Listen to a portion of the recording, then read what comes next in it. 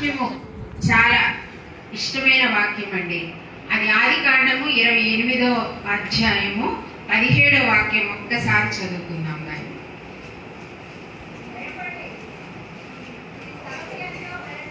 ఈ స్థలము ఎంతో భయంకరము, ఇది దేవుని మందిరమే కానీ వేరొకటి కాదు. పరలోకపు గవిని ఇది చాలండి. నిజముగా దేవుని మందిరము అని మొట్టమొదట బైబిల్ గ్రంథంలో రాయబడిందండి. ఆదికాండము 28వ అధ్యాయం 17వ వాక్యం. ఇది అందరం కూడా మన హృదయమని ఆలయంలో అండర్లైన్ చేసుకోవాల్సిన మాట అండి. ఎందుకు అంటే ఒక దేవుని మందిరం అని రాయబడిన చోట ఈ స్థలము ఎంతో భయంకరము. అంటే ఒక దేవుని మందిరంలో దేవుడు ఏం పెట్టాడండి? ఫస్ట్ పెట్టడము ఒక భయాన్ని. అంటే భయం అంటే అంత పరిశుద్ధమైనది, పవిత్రమైనది అని అర్థం. మరి దేవుడు కూడా ఏమని చెప్పాడంటే దేవుని యందు భయభక్తులు కలిగి ఉండమని చెప్పాడు. ముందు భక్తిని పెట్టలేదండి. ఫస్ట్ ఏం పెట్టాడంటే భయము. దేవుని యందు భయము కలిగిన తర్వాతే భక్తి. అంటే ఈ యొక్క దేవుని మందిరంలో ముందుగా మనం కలిగి ఉండాల్సింది ఏంటంటే భయం.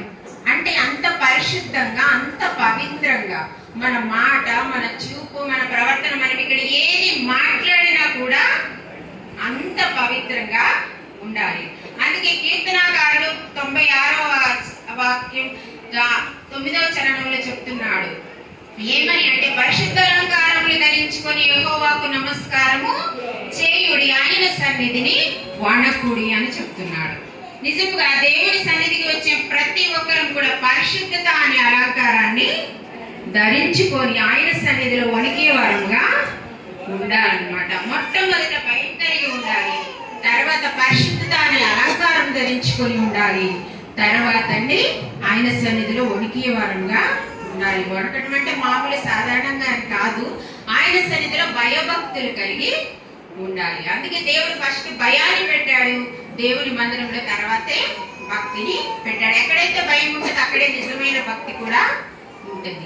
అందుకే దేవుని మందిరంలో వచ్చే ప్రతి ఒక్కరు పరిశుద్ధత అనే అలంకారములు ధరించుకొని యెహోవాకు నమస్కారము చేయాలి అట. ఆయన సన్నిధిలో నివసించే మనము నిజంగా ఒక తగ్గింపు జీవితం కలిగి మన మాటలో, మన చూపులో, మన ప్రవర్తనలో, ప్రతి విషయంలో కూడా దేవుని యందు భయభక్తులు కలిగి జీవించాలండి. అందుకే అంటున్నాడు దేవుడు, ఆయన ఆలయంలో పాడు చేస్తే దేవుడు వారిని పాడు చేస్తాడు. దేవుడికి ఏ విషయంలో కూడా మరి యేసయ్య వారి యెరూషలేము మందిరాన్ని ఒక వ్యాపార గుహంగా, దొంగల గుహంగా మార్చినప్పుడు నిజముగా ఆయనకి ఎక్కడా బైబిల్ గ్రంథంలో కోపం రాలేదండి. ఒక దేవుని మందిర విషయంలో ఆయన ఎంతో ఆ రోజు మరి ఆ రూకలోను అన్ని బల్లను ఏం చేశారండి?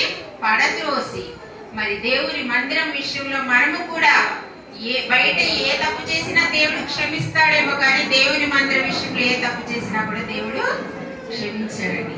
అందుకే దేవుని మందిరానికి వచ్చే ప్రతి ఒక్కరు మన మాట, మన చూపు, మన ప్రవర్తన సరిచేసుకొని మరి దేవుని యందు భయభక్తులు కలిగి ఉండాలి. అలాగే ముఖ్యంగా మన మండలపాడు పాస్టరేట్ సిఎస్ఐ సంఘము మరి ఇప్పుడు పాస్టరేట్ అయింది.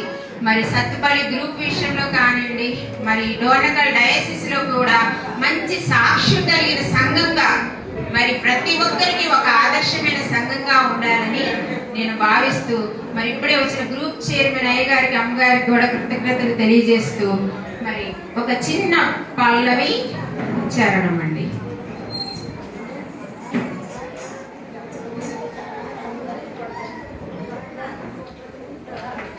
ఎన్